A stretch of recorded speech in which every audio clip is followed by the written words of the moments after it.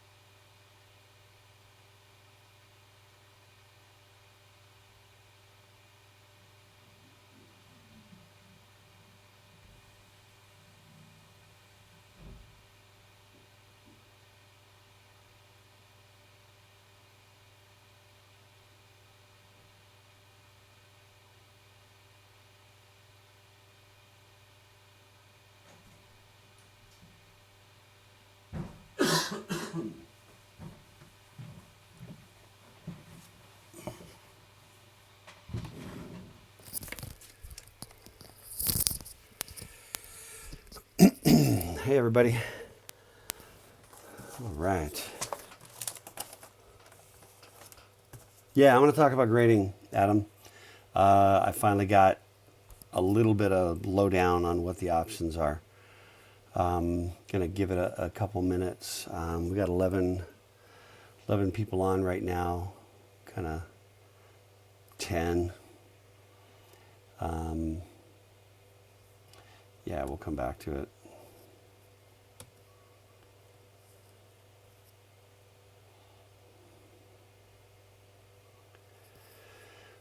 Hey, the other thing too, while we're just kind of getting rolling here, and not everybody's online yet,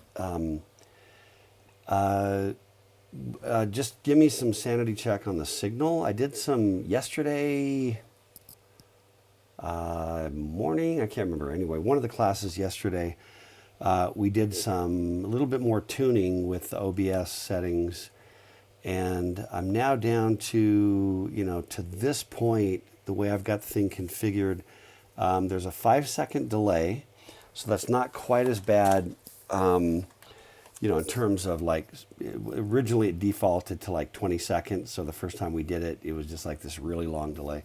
That's just to aid the buffering, basically, so you get a smoother signal. 5 seconds seems to be okay with the other tunings that I've done with the settings, and we're now actually at only a 0.2% dropped frames. So anyway, so that's pretty dang good.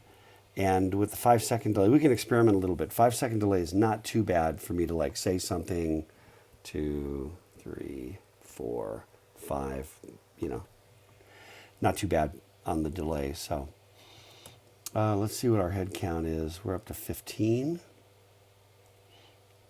Yeah, that's right, CJ. Not nearly as bad. We can experiment a little bit as well now that I've got some of the other things tuned, with maybe trying to take that delay down just a little bit more. It gives you a little more of the interactivity. Well, quite a bit more of the interactivity. So, yeah, so let me talk about, we're up to 19. Is that critical mass? I think it's probably critical mass. So, no, Erica, it's actually, wait, 2%. No, it was like 0.2% dropped frames. So, yeah, I mean, like, order of magnitude even better than that. All right, so anyway, first item, just, wondering how you guys are doing. Is everybody, I know that that at least some of you are down a little bit. I mean, health-wise, I know that there are at least some students in my classes that are down. No confirmed cases at this point among the students, but some being tested. So we'll kind of keep you updated on that. Obviously, we're all, you know, self-isolating still, but anyway, I hope you're doing okay. I hope you're hanging in there. If you ever I'm on Discord now most of the time. So if you want to, whatever, just hit me up on Discord. Let me know what's going on. Chewing on things. Whatever. Just if you just want to chat, whatever. Just let me know, okay? We kind of gotta stick together on this thing. And the nice thing about Discord again, as we can easily jump on voice chat, jump on video chat. It's super easy, or just text chat. But if you have special circumstances that are popping right with everything, please just ping me. But catch me on Discord, okay? So, and I probably ought to send a note out. It's really ideal. Canvas email, frankly, is just problematic on a bunch of levels. That's number one. And number two, even my UVU email, I'm having, ever since I made the mistake of upgrading my MacBook to Catalina. It was not a smart move. It was by accident. But ever since then, my mail, the Mac mail, has been struggling to just do anything with respect to Microsoft Exchange. And so one of the problems is that the mail then, in particular, there's an accounts daemon. I think I talked to you guys about this, but it'll take off and eventually grab 300-400% CPU utilization. Bad, all the way around bad. So what I actually have to do is go to my mail program and deliberately say, I'm going to check my UVU mail now. Go to my preferences, turn the account on, and then I've got about 15, maybe 20 minutes before my system is unusable. So I've got a window where I can do my UVU email. Phone, no problem. But if I want to try to look online, that's what I get. So anyway, just so you understand, so if you can hit me up on Discord, way better, way better, okay, to just jump on and chat me up, okay? Is that cool? And again, just really appreciate the updates if you've got stuff going on, especially wherever you are. If you've got, if there's health problems going down in your family, where you're at, kind of personally, emotionally, it's just so distracting. I think we're getting a little more used to it, but it's still brutally distracting. And again, like we talked about last time, I think that the CS types like us are a little better off, frankly, because we're a little bit more okay hunkering down for some days. But, even that gets old after a while, but you can still kind of get outside, even if you don't want to be out, too much, get out in the backyard or whatever, get some sun, get some vitamin D going through your skin. So, okay. Let's talk about what I know so far, okay, which is I don't feel like the resident expert at all about all this stuff, but this is what I currently know about, just curious about something. Okay, that whole block just gets bigger and bigger. I like it, it's aesthetically pleasing, but let's talk about what I know so far about grading, okay? Because that's been an open question. You guys may have gotten an email from the university to this point, but, and how's that? Is that a little better right there? That's probably a little better. Yeah, a bunch of words that are all kind of the right perfunctory things to say. Fair. But yeah, keep going. Don't quit. Fine. I'm here to help you. So these are your options. There are 3 options, okay? Right there, we're providing 3 options for each of the courses that are still in progress. Okay, I want to just kind of walk through, with you what I know so far. The strongly recommended option is the letter grade. I honestly don't know what's going to happen from the perspective of the system, which is in so many respects built around, it's built around the software is what I really mean. It's all built around, certain assumptions. And letter grade's one of those. So I do think there's a risk that it messes with the smooth flow of the system when you mess with the letter grade thing and go to pass fail, or as we call them here, credit no credit. But anyway, apparently it appears to me that whatever you do can be done on an individual basis. We don't necessarily just like, okay, this class is now a pass fail class, or this whole class is going to be one thing or another. I think it comes down to an individual choice, so that I can do something, when it comes grading time, to basically be like, A minus, C, B plus, credit, no credit, B, and kind of intermingle the grades. That's my understanding about the options that are available, so that it can be done on an individual basis. Sorry for whipping my mouse around like that. Can be individual. Okay, so by default, everything is going to be, if we don't have a conversation, it's just going to be a letter grade just like normal. Okay? And that's already, like it says here, since this is the standard grading structure, no action. Okay, you don't have to do anything. It's just already set up. So that's all good. Now, if you want to do credit, no credit yourself, now, this is again becomes an individual decision, okay? So, it may work as an alternative. You would receive either CR or NC, okay, which is credit, no credit, which is essentially pass fail. Now, here's the thing. What does that mean in the CS department? So CR is, you met the standards for completion. CR means that you got a C minus or better, okay? To get the CR, you have to essentially earn what would be the equivalent of a C minus or higher, okay? Now, let me just interject one thing about the CS department in particular, which is we have this thing that I don't think any of you are in this situation now, but it has to do with matriculation, right? For CS matriculation. There are 4 CS classes that are involved in matriculation: 1400, 1410, 2300, 2420. I think you've probably all taken those by now, not sure. But those classes cannot be done pass-fail or credit, no credit. Those matriculation classes don't have the option, okay? And it really has to do with the ability to sort of gauge preparation to continue in the major. That's what those courses are there for, to just assure that you can handle that material. You're going to be okay. You're not going to waste a bunch of time getting down the major a ways, and then just discover, that it would have been better for you to have, gone a different path in terms of what you ought to study, what you ought to major in. But this class, 3450, is not a matriculation class, so you do have the option, okay? Another thing that I don't know if it says it in here, let me see. Yeah, okay.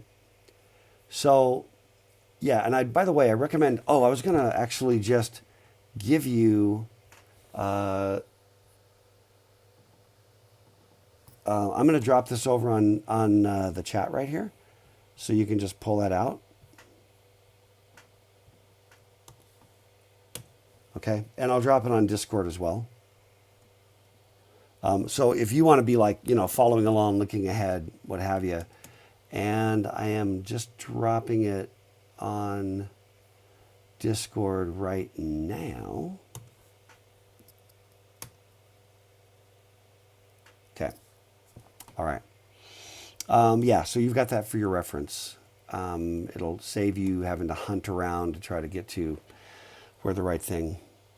Yeah, Michael, I think you're right. I think that this class requires matriculation prior to taking it. So therefore, it's not an issue. But in any case, the class itself is not a matriculation class, so it doesn't affect you as far as it's concerned. Okay, so, so you have until April 24th to decide. Okay, so that's a little more than 3 weeks. Erica, really? That's a long delay. Just anybody else, if you wouldn't mind letting me know how long the delay is that you're seeing. It's the built-in delay I'm seeing from a buffering perspective is 5 seconds, and the dropped frame rate is now about 2.5%. So there may be maybe something, not sure, Erica. But if anybody else could kind of corroborate what you're seeing, I'm going to do a thing where if I go, I'm going to drop a ping in the chat, and then just if you could just let me know when you see the ping, okay?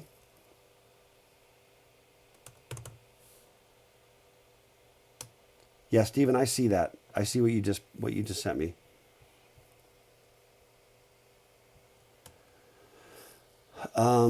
Anyway, we do our little coarse-grained, performance evaluation, bandwidth analysis. So yeah, I'm curious if everybody's getting that same 35, 40 seconds. That's a lot of delay. It really kills the interactivity pretty badly. Okay, let me keep going then, and we'll see what we can figure out. Again, let me know what the delay was.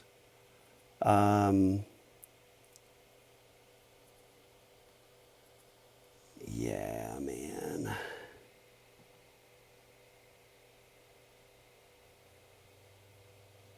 So what was the delay? The guys that just said, McKay, Chris, Josh seeing a 25-second delay. Solid 30 from Enoch. Suck. Kyle, 30 seconds. Okay, well, shoot, man, shoot. I have everything else kind of killed, other things that should be. Wow. Okay. All right. Well, good to know what we're dealing with. So if I'm trying to be interactive, I'm not like sitting here wondering why everybody hates me and nobody's responding. Okay, let's keep going. So here's the deal. For some, the credit, no credit option might work. And essentially this becomes personal choice. Credit means you met the standards, you got a C- or better, and your GPA is unaffected. And then the no credit means that you did not earn the credit and your GPA is unaffected. And then this is the thing, and this is really important right here. This can have negative consequences right there. And I would just recommend to you, I'm not the expert on this, talk to the advisement office, and they're going to give you a little bit more advice. Same thing with withdrawal, that's the other option. You can take a regular letter grade, you can take the CRNC, or you can take the withdrawal, which gives you a W. And so it does put a W on your transcript. It does not affect your GPA. For some of you that are thinking about grad school, my experience being on a graduate admissions committee is seeing the W on the transcript. It doesn't affect your GPA. Just seeing it, it's just like, oh, she just had too many classes that semester and she dropped one. It doesn't, to me, the W doesn't really say anything by itself. And if you see a bunch of W's in one semester, then you're kind of just like, okay, he had a hard semester, that, something bad happened, got sick, family issues. You look at that, I think most people look at that and it's not that big of a deal. The issue is when you've got things like tuition refund, right? Tuition refund, et cetera, But it does allow you to stop the course and retake it. So if you're going to fail the course, it's something where you might want to consider the W, and it doesn't then force you to get the bad grade and do the retake. And then, so just give this a read, okay? And then it says right here, this is really what I said. Withdrawals are common on college transcripts. Yes, I've seen a lot of transcripts, and it's entirely common. So it's not that, but don't worry about that by itself. But this kind of talks about, so give this a careful read. How do you decide which option's best? It's really tempting to just be going like, hey, woo, I don't have to do whatever and I can still get a passing grade. You'd be like, Dr. K, what do I have to do to get the credit? And I can tell you. So there's a certain, attractiveness there. Um, and again, if you're finding that from just kind of an emotional health perspective, this thing is being really, really hard, then that might make some sense. But again, just double check these things, okay? Double check. You got Pell Grants, loans, scholarship, that can be affected. So don't just go off, like, woo, let's whatever, let's have a Corona party and all take, passes. Maybe the first one, definitely don't do. The second one, it's just, be thinking about it. And then the program requirements, that really shows up with matriculation. So in our program, that's not, a big problem. The calculation of GPA is something you got to be thinking about. They don't hurt you, but they don't help you. If you really, really needed this A to bump your GPA to get the scholarship or whatever, and you take the pass-fail, you don't get the bump, but you don't get the ding either. And then this prereqs really is about matriculation again, more than anything. But again, give that a careful read. If you're going to transfer, it's another thing to think about, okay? It's nothing. I'm fine. Transferability. Something to just... Michael, I think grants are also affected by withdrawals. So definitely be checking about that, okay? Stephen, I posted the link to that a little further up in the chat and also on Discord. Anyway, I want to just say this. So I did this once. I was at the University of Iowa back many, many moons ago when I was in my early 20s. And at the University of Iowa, they had PE credit. I don't know if I talked a little bit about this. I think I started to and then interrupted myself last time. They had PE credit. And so what you had to do at Iowa, in order to get credit for PE credit, the course had to be taken pass-fail. Like, I don't know why, but it was like if you said, no, I want my letter grade, then it wouldn't count to cover your general ed requirement for PE. But if it was covering your PE, it had to be pass-fail. I don't know, dumb, whatever. Anyway, so I had a weightlifting class, as you can tell. And I got an A. I earned an A in that weightlifting class. And then I was facing this decision, which is I could take the A and not get credit for my general ed requirement, or I could take the pass-fail, the pass. So I earned an A, took the P to cover the general ed. Okay. Then 2.5 years into the gig at Iowa, I transferred to BYU as an undergrad. BYU's policy relative to PE, to physical education, was exactly the opposite. You could not use pass-fail credit to cover the general ed requirement. And so you had to have a letter grade in order to cover. So it was like exactly the opposite. So I'm bringing in this pass, which covered my general ed there. I didn't want to take another general ed class, pay the tuition, burn the time, whatever. So the dilemma that I had was I could transfer the course in as a pass and just leave it on my transcript as an elective, but get no credit for it. Or to get it to transfer to general ed, I had to convert it to a letter grade, and they had no ability to go back to Iowa and say, well, what was the grade he would have gotten? Let's give him that. No, the rule was a pass. If you transferred in a pass and converted it to a letter, the letter grade was C. So I had a half credit. Well, Michael, BYU's not the only one with dumb transfer policies. Everybody's got dumb policies because it's just the nature of universities. But it happened to be conflicted in any case. You could say Iowa's policy was dumb for requiring that you couldn't get an A and have it count for general ed. You had to have a P when you earned an A. That to me was dumb. And if that hadn't been, if they'd just given me the A, it wouldn't have been an issue at all at BYU. Anyway, so bottom line was, in order to not have to take the class, I took the C, half credit of C, and then, so I earned an A, and in the end, it was C. And then that probably was the difference between, I was really close when I was graduating to graduating cum laude. I was like 100th of a point off from graduating cum laude. So that probably cost me graduating cum laude, which is also arbitrary and stupid. So there's much arbitrary stupidness. So anyway, okay. So, but I'm just saying the transfer, there's an issue when you transfer sometimes, okay? Keep that in mind. Grad school, double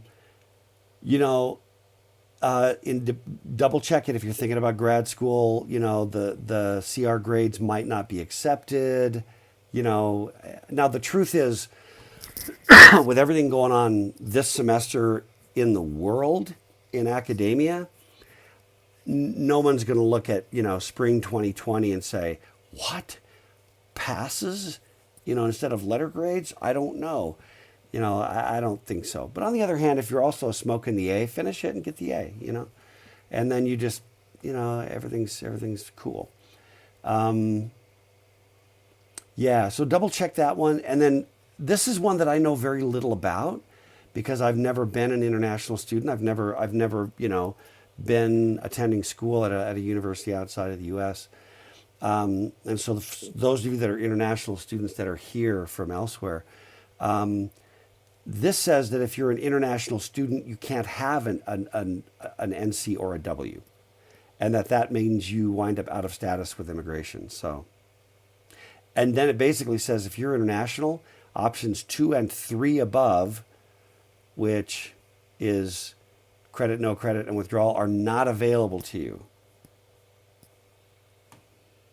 Okay? So, all right. Okay. Anyway, that's what I know. And then it just kind of says, talk to the instructors. If you have questions, hit me up on Discord. Okay? Let's figure it out on Discord. And definitely talk to financial aid, talk to the academic advisor. Okay? And then you've got until, from what I understand, you've got until April 24th to make your decision. Okay? And then here's a bunch of the FAQ, right? And so give those a read. Responsibility on you to understand fully. I'm just trying to give you my best information, in the best way possible, without being not the expert at that whole thing. Okay. I'm gonna kill that. Unless someone's got something, I'm gonna get rid of that that window.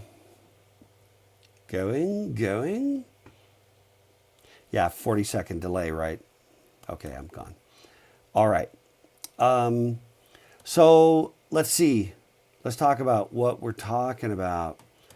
I vote that we jump back on the discussion we were having. I wanted to, there was one other thing, okay, which is the state machine assignment, okay? I got, had kind of a ping from a student. Where we're at. Okay. I had a ping from a student, and so I really want to know your feedback on this, so be prepared to kick your feedback my way. Okay, we had you do the vending machine where I made the assignment, right, for the state machine in-class activity. I said we give you to Friday. And by the way, let me know where you're at on that. I can push that back. There's nothing sacred about Friday at all. Or I can just have it posted, and if you turn it in late, I'm not going to count it late. Okay. But, somebody just pointed out they were in a position where their sibling was looking at, was showing a bunch of symptoms. They themselves were showing symptoms of COVID-19. Sibling was going to go get a test, qualified for a test. I just wanted to see if I had any news, which I don't. Okay. But anyway, but the student was kind of like, I'm not going out to find a vending machine. I can't go out to find a vending machine. Some of you might also just be like, I'm just really not convenient to one, and I'd rather not go out. So I'm just curious if any of you feel like you're kind of in that situation. Some of you might be just like, well, yeah, I'd love to get out of the house, or maybe you got to get gas anyway, I don't know. I did have an experience, by the way. I was at a gas station, and there's the thing, right? And you're like, select your thing. You're touching this thing like, it was kind of creeping me out. So maybe you're having that experience as well. Again, be safe with that. Wash your hands right after that. Use the back, use your knuckles, throw on some gloves. I'm not sure.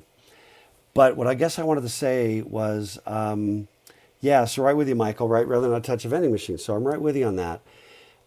So the key though is I'm actually really, yeah. So Chung, I don't want you to do it with memorization. I mean, I want you to be observant of a real machine, of some system, okay? As opposed to just be like, well, you do this, you do that. Because there's little things that you probably don't remember, because every single step is part of that state machine. And that's what I wanted to get you to do. But here's the deal.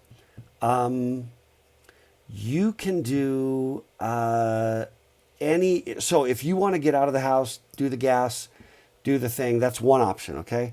Just do it. Another option, quarter dispenser is fine, Elijah. But the other thing, so one other approach that I thought about was me going out. Yeah, I'm checking all the boxes for at risk, so I'll do it. I'll be a hero. Chuck, don't be a hero.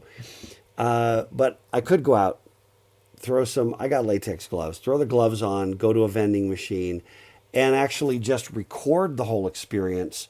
Maybe even just, I can also Facebook Live it or YouTube stream it or just record the video and post it up to the class. And then essentially just do the best I can to just video the live experience out at, the gas pump or whatever. That's another option. That's option number 2 is I can go out and take one for the team and go video it, right? Yeah, so Enoch, right. It is inconvenient under the circumstances. And so that's a big concern that I have. So option number 1 is just do it if you're cool with it. But if you're not cool with it, I don't want you to go do it, okay? Number 2 is I go take my phone, I go out to a gas station and, But number 3 really is kind of what Michael's just threw out, or as far as I can tell, threw out a minute ago. And okay, and Erica, let me come back to yours. But what Michael was suggesting is you pick something else. You pick. I don't know, configuring your printer or your alarm clock or something with a little bit of complexity like a vending machine. That's the other option. In other words, you find something that's in your house. It could be the washing machine. That's actually a good example.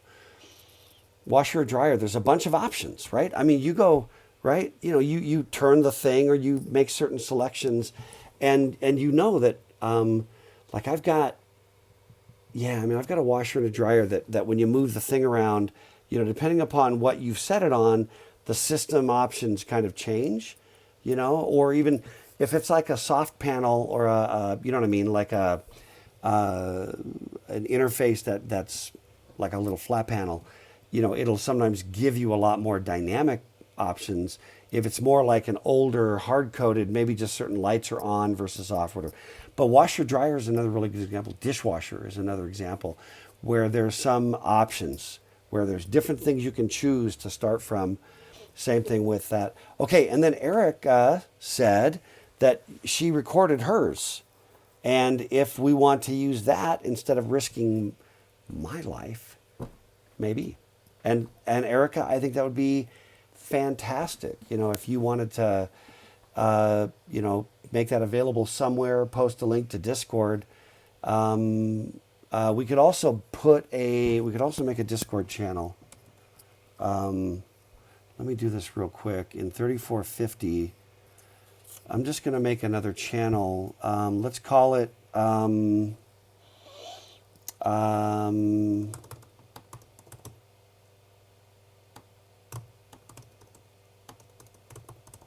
okay, I just created it. It's called State Machine in-class assignment, just a separate channel. And that's where we can put, you know, if anybody has resources, pictures, you know, of what they did, video of what they did, you can kind of just like post a link to it there in Discord, on the Discord server for the class, okay? Is that cool for everybody? Let me see. Oh, I'm tired. Let me see. Right, okay, yeah. The one thing, yeah, the notion that it's actually dicey if you're like at a gas pump at Costco and everybody's lined up, you know, because it's World War Z, you know, they got to get enough gas so they can wait in line to get toilet paper. Sorry, I'm so I'm so snarky about some things. I really am. Yeah, no, so I get the part where, you know, the quick take, whatever. Anyway, bottom line, let's just kind of pool our resources. If you guys want me to, you know, go find a vending machine and do the thing, I really don't mind. I'll protect myself. But anyway, but the other one that you could do is online transactions, you know. I mean, you know, you're going to buy something on Amazon or buy something. Today I bought something online at Lowe's that I need to pick up right after class, right? You know, yeah, the hovering attendant, no good. So, you know, I did an online transaction at Lowe's, right? So that notion of I'm shopping, but I'm shopping, I'm going to the shopping cart. These are all transitions to different states, right? And in these different states, there are different, you know, things that kind of take control of the system, right? So anyway, so what I'm trying to say is, you know, let's just use common sense. And I don't want to, you know, nobody should be able to say later on, Dr. K, man, he's such an a-hole. He sent us all off and said, go get a sample of the coronavirus, you know. No, we're trying to do the right thing. We're trying to do the smart thing. So whatever that is, whatever makes the greatest sense, don't do anything that presses yourself out into the discomfort zone. Do not. You have my green light on. Let's figure out the right thing. Okay. So again, the channel is out there now. State Machine in Class Assignment is out there. And so Erica, if you have, you know, a link to the video of what you did, that would be great. To give that a post so we can get to it. And yeah, I do think the idea of the washer dryer is probably a smart one, because it really, the washer dryer, minus putting money in, washer dryer, dishwasher, they tend to follow. It's very much like a vending machine. Okay. No, Elijah, don't do a statement. I don't think any of us knows enough to do a state machine for the virus itself. Although, I'm sure that the whatever they call those folks, the virologist, can do that. Okay, everybody good with that? I think that's actually plenty good. Okay. So my next thing is to jump on back on the activity diagrams. So this is kind of like, is anybody got anything else that I need to hit?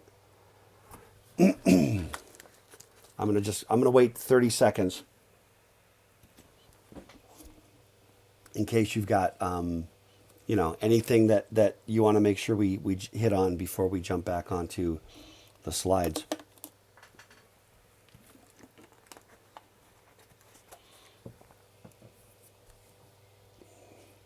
Anybody? Bueller?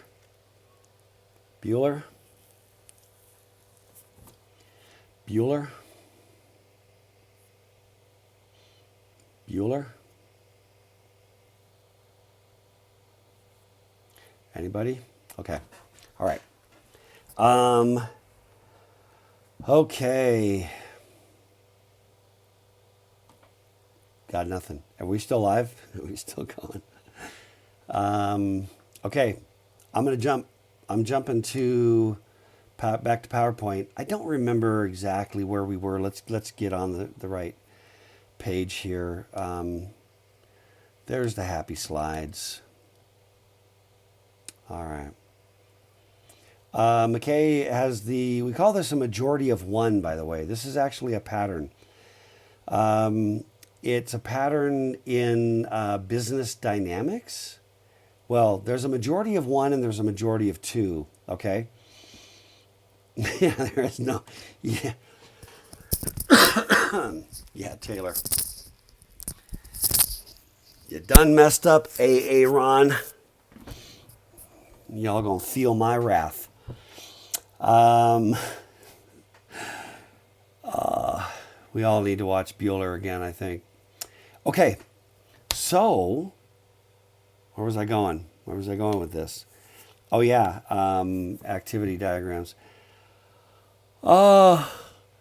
Is anybody else like having their their waking slash sleeping cycle completely trashed?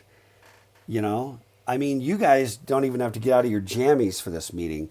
I didn't technically either, but to my credit, I did. But also to my credit, it was only about 2 o'clock when I did it. So I don't know. I think we're all getting pretty messed up. Okay, here's where we were talking activity diagrams, right? I think we were. This delay is horrible. I mean, I'm only showing 5 seconds on OBS, but the delay, the overall delay latency is it's a problem. Okay. We talked about that, I'm sure, and I know we talked about that picture. Tim.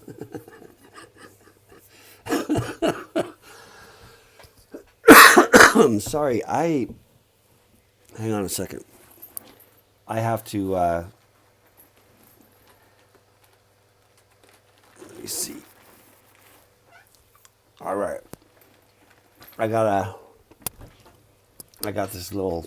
I tell you, I'm fine, but no, I've done the thing where it's like, you're just like, you know what I mean? I'm feeling like you guys all over again. You know, it's like 2 a.m. Why would I go to bed right now? You know, wait till the body fully collapses. You know, I don't know. It's all just kind of trashed. Anyway, we talked a bit about this one. I'm pretty sure, right? That we talked about activity diagrams. So, by the way, I want to do another latency test. So here's what I'm gonna do. What should I do? I'm just gonna raise my hand. You know, I'm gonna do that. Okay. When I do that and I say go, would you please chat me back, and I'll get my whatever we call this thing, stopwatch, ready to go for that. Okay, so are you ready? Okay, ready, go. Just let me know that you saw the hand. Talk to the hand. And I am going to just, it just affects my ability to like ask you questions and get the interactivity. And while I'm waiting on that, I'm at 20. Okay, that's 20 seconds. Yeah, no, it was about 20 seconds before the first response came back. So that's not crazy. By the way, one other thing that I wanted to just see how you feel about it. Like, I'm curious again what you guys are doing in your other classes. Because apparently Zoom is now verboten at the university. I don't know all the details why, security issues. I'm really not completely sure, but I know we can't use it. It's not affecting me. But the one thing that we do have the ability to do is Microsoft Teams. Now, the advantage to Microsoft Teams is that you've got sort of like large-scale video chat, so we can do a lot more. Now, it also means, you know, you run the risk of showing off your little jammy tops. at 2:30 in the afternoon. So that's another option. It does give you a lot more sort of like voice interactivity and without this latency. On the other hand, you wind up having to.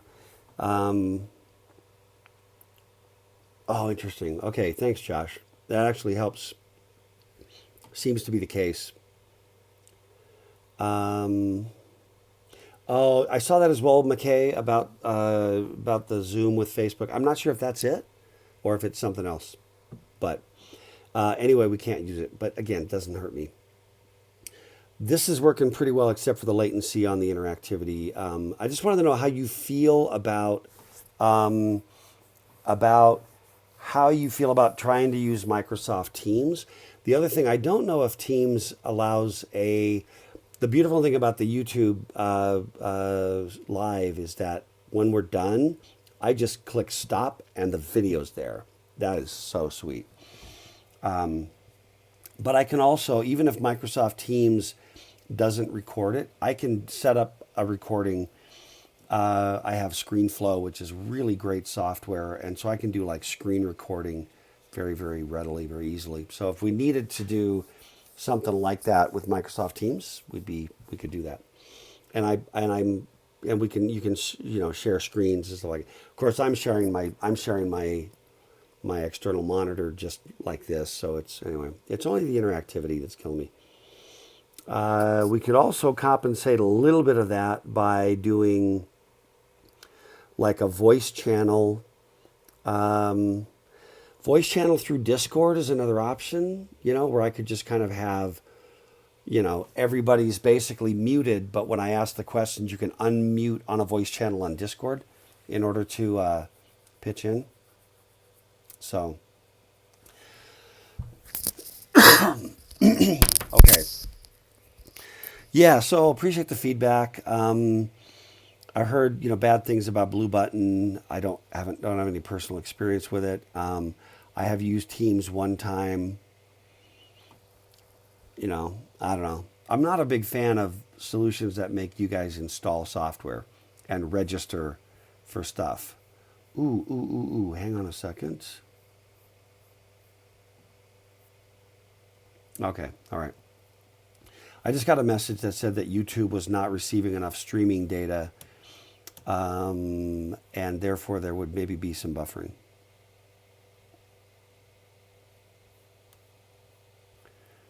Yeah. Yep. Yeah, so I'm thinking we should maybe for next time, if we do let me see. There are 13 people online in Discord right now. Yeah, by the way, McKay, yeah, the screen sharing on Discord has been a bit of a mixed bag. The quality of the screen share has been an issue for me. I don't know. Anyway, I want to just try something. I want to try. I'm going to open a voice channel. Okay, hang on a second. All right, so here's what I'm doing, you guys. I just opened a voice channel on Discord. Anybody know? Yeah, sorry for the buffering, you guys. Does anybody know if there's a maximum? Let me see.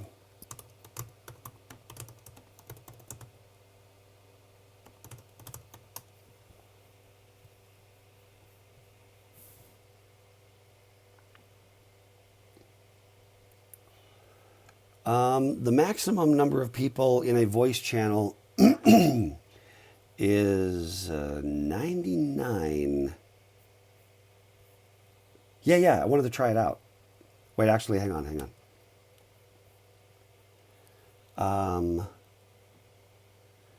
Yeah, so there's going to be a funky echo right now. So McKay, and let me see, who's on there? Okay, I'm going to try another thing. I'm going to mute my YouTube live. which is probably going to create some stagger.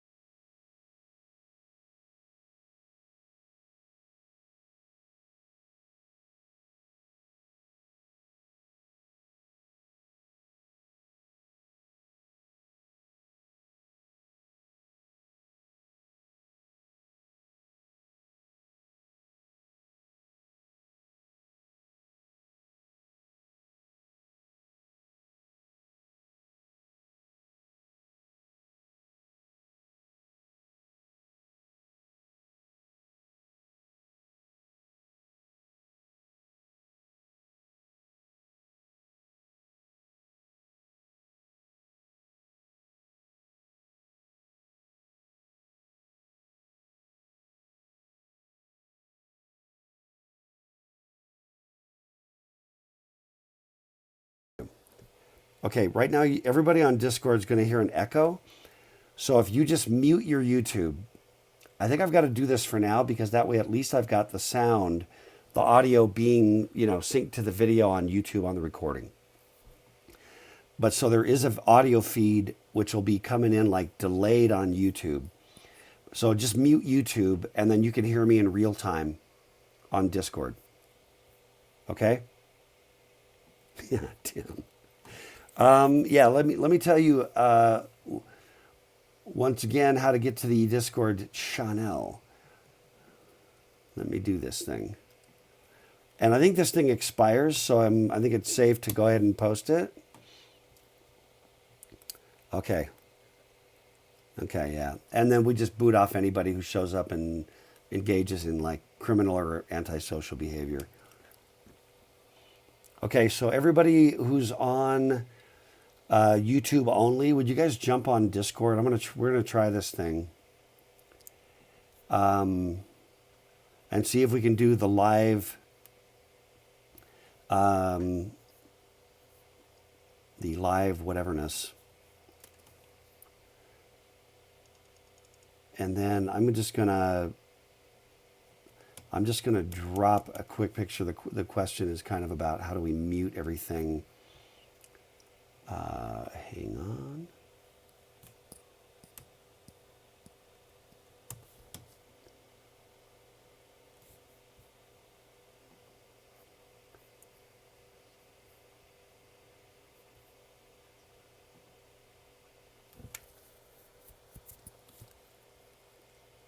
Yeah, well, it won't be. You know, we won't be. Yeah, yeah. So anyway, for everybody that's kind of listening there, if you're struggling with the mute thing, lower left on the Discord window, I've got the app. Then there's you got that little microphone icon next to the headphones. So you click that bad boy and you will mute out. All right. Okay. Let me see. Okay, so once again, everybody, you just need to. I'm going to keep the audio feeding out to the YouTube channel, so that anybody just watching who's not in the Discord will kind of just be able to passively see it, and the recording will work right. But when you're on Discord for the interactive thing, then just mute the YouTube channel. Okay. Anyway, this gives us a lot more interactivity, which I like a lot. Okay, and then again, everybody just be careful about any of your own. If you got a kid screaming, if you go to the bathroom, whatever you do, we don't want to hear it. 15. I got 18 people on the audio.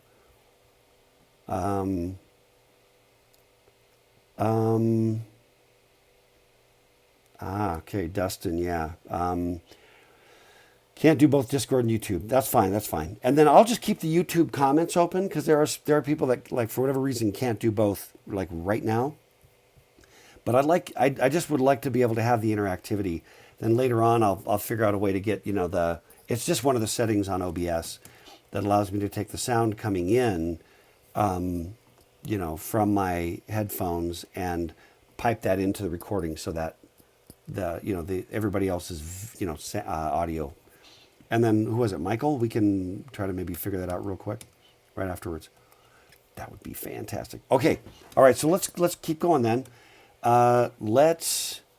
So we're now a little bit split, but not massively split. There's about, whatever. There's 5 or 6 people on YouTube more than there is on Discord right now. Okay, so I'm going back to my slides. That's what I'm doing. Actually, I'm doing one other thing. I'm just trying to configure my layout so I can see Discord. I got Discord, I got YouTube chat, I got OBS in the middle so I can see what's on my external monitor. Okay. Alrighty. So I think we did that one right, I'm pretty sure. And which is the graphic with showed kind of the forks and the joins, right? And then this is the part. This is what inspired all that hullabaloo. Is how does this affect your design? And that's kind of the part where I want you to be, a little bit more thinking and interactive, right? The 2 questions on the slide are, how does this diagram affect your design, right? And the fact that you have these activity diagrams, and what it means in essence is, what are the thoughts you can now think that you couldn't think if you didn't already know all this stuff and this diagram wasn't shoved in front of you, right? And then what insights into object-oriented designs do you get, kind of are lent from that diagram. Any thoughts?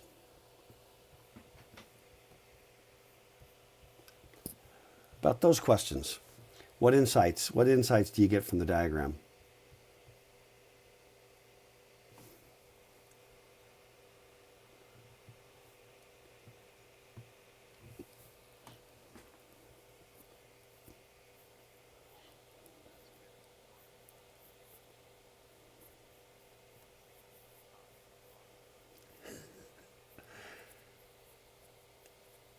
Yeah.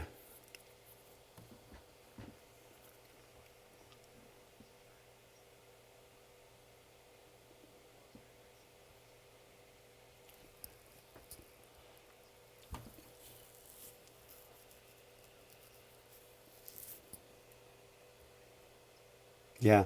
And even I really appreciate that, Michael. And anybody else, just kind of unmute and jump in, okay, if you have thoughts on this. But even this idea of like, there's the fork, and the join. It, I don't even think you'd never even really have to explain it. You'd kind of get it, you know? Nobody would be like, what's that horizontal thick line? I don't think that would really be a problem. I think they kind of look at it and go, oh, okay, you know. So other thoughts, just unmute and go if you've got other ideas. And then I gotta just say, for those that later on are just watching the YouTube, watching the video, it's right now we don't have it set up to hear the responses coming through my headset. But okay, somebody besides Michael, let's go.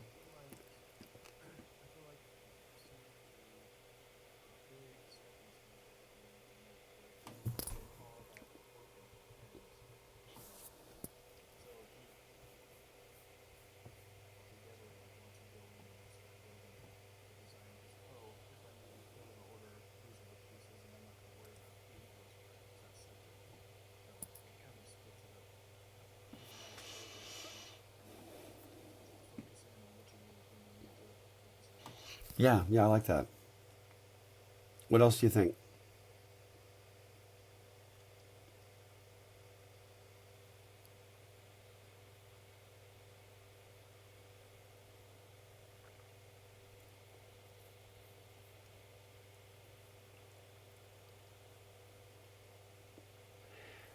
Right.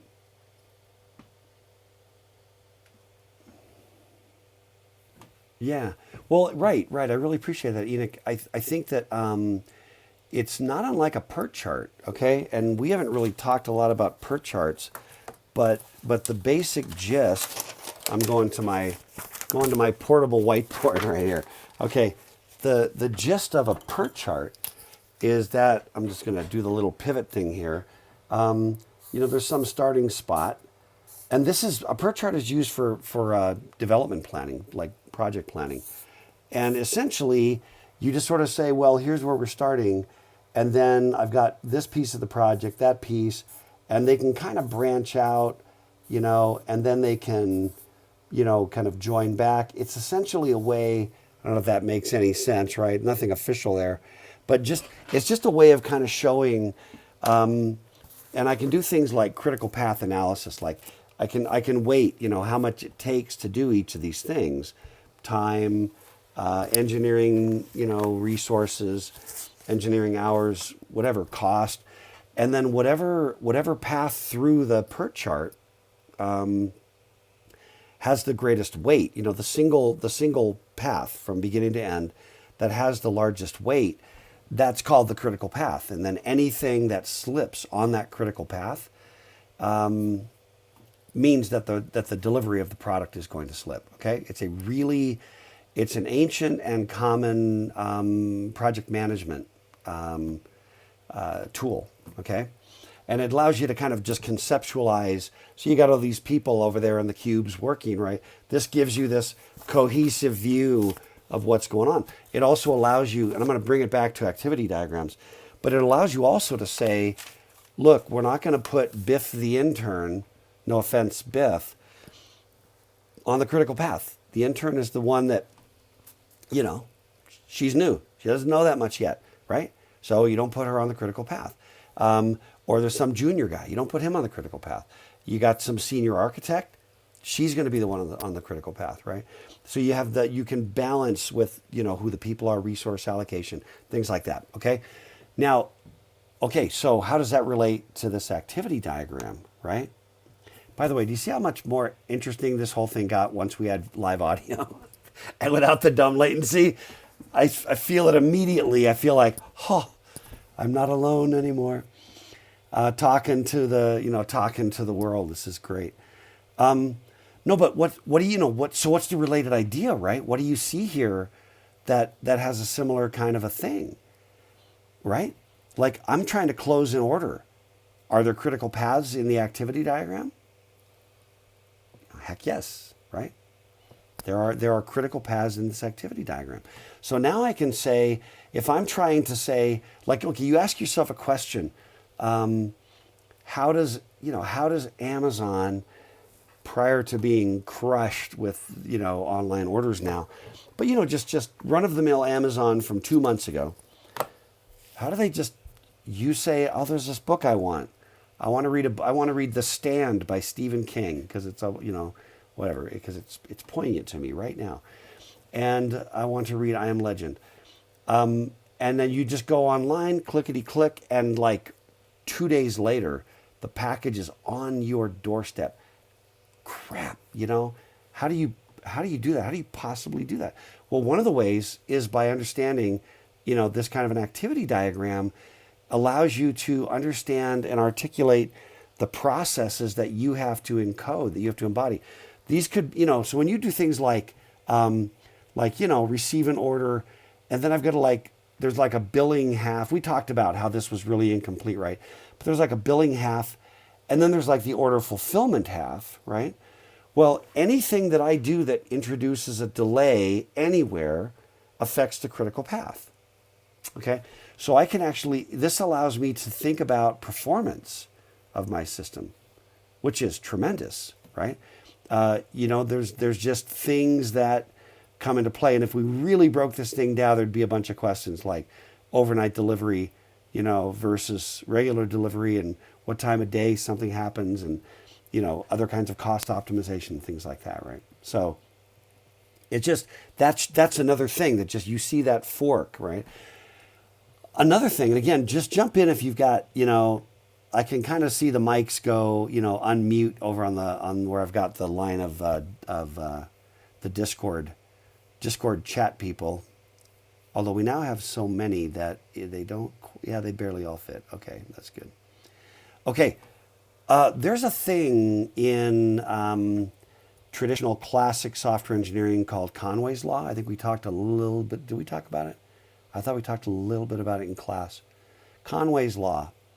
So Mel Conway wrote this paper way long ago, like 1968 or something. Essentially, Conway postulated that Conway's Law basically said that organizations tend to build software that resembles the organization.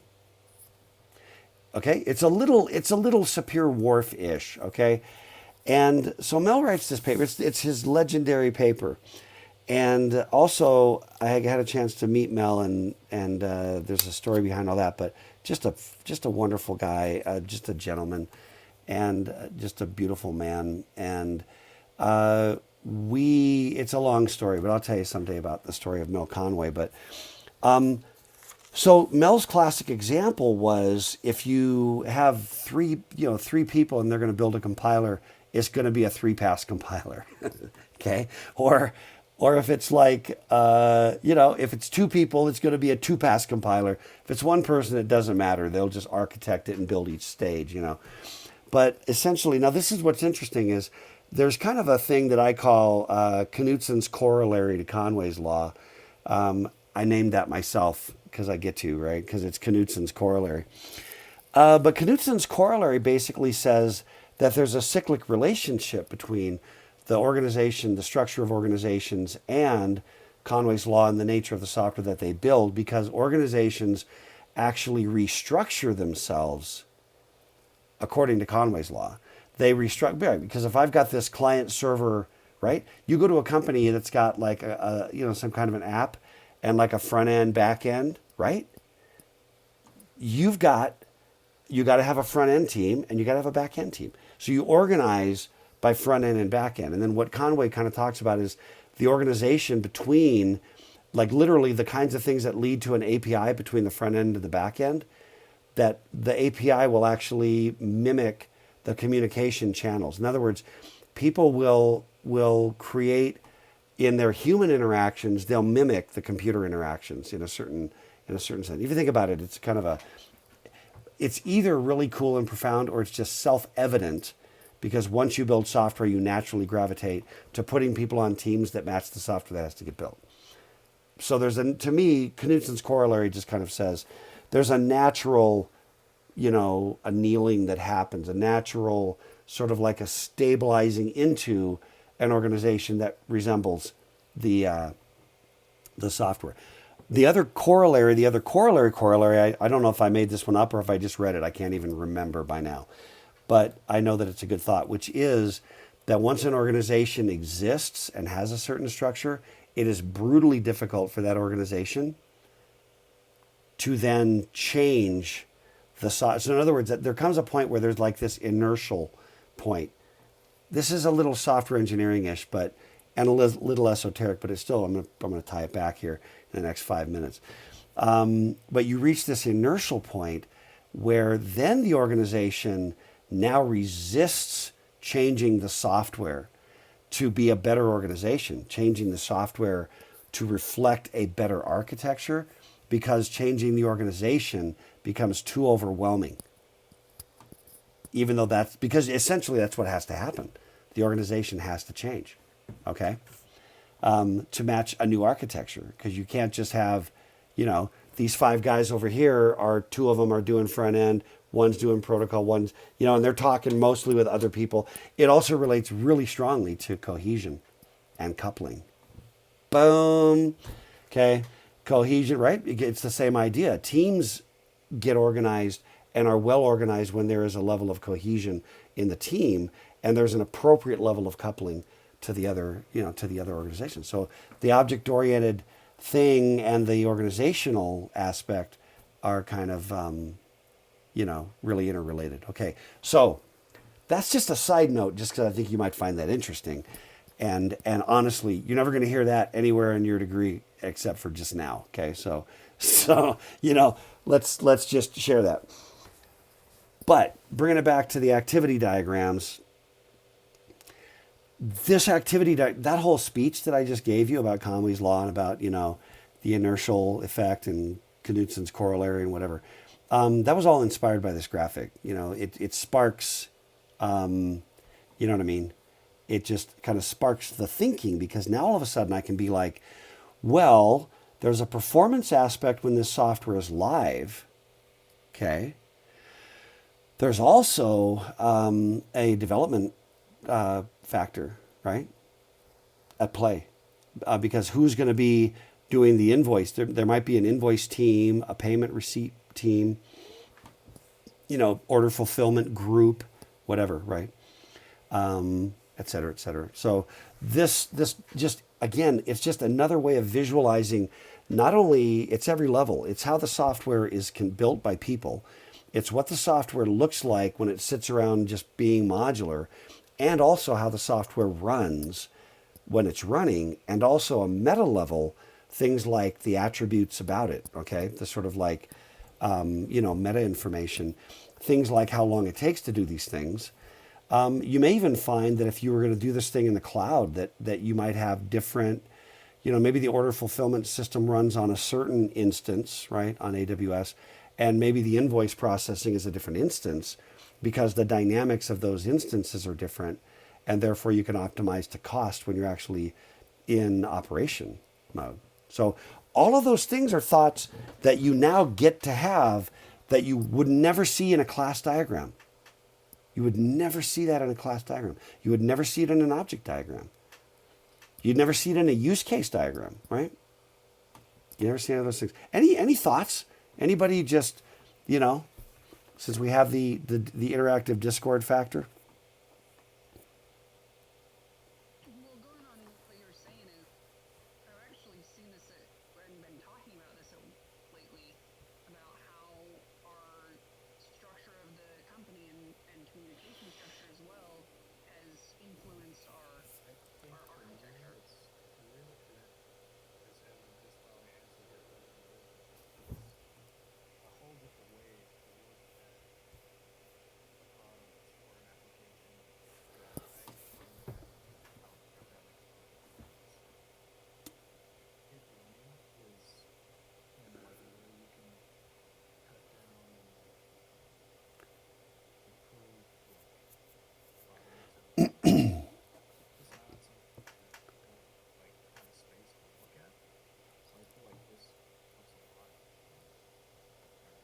Yeah.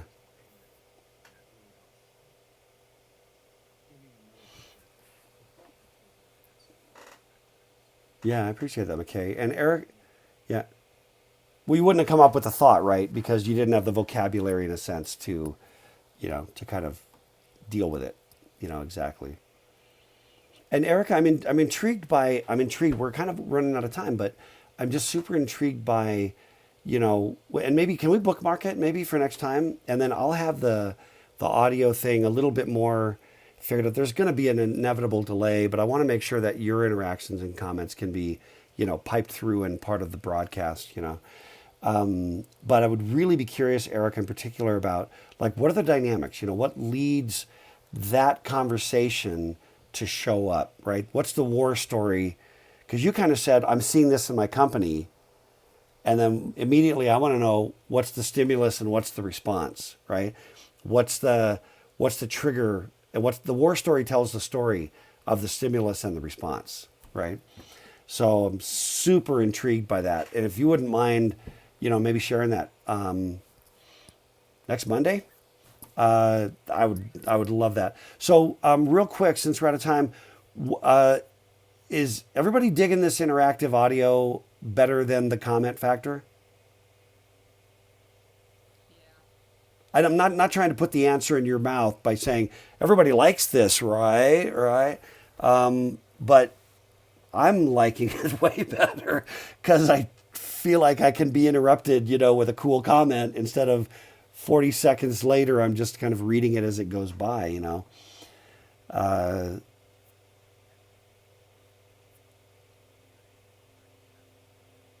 Feels more like it, right?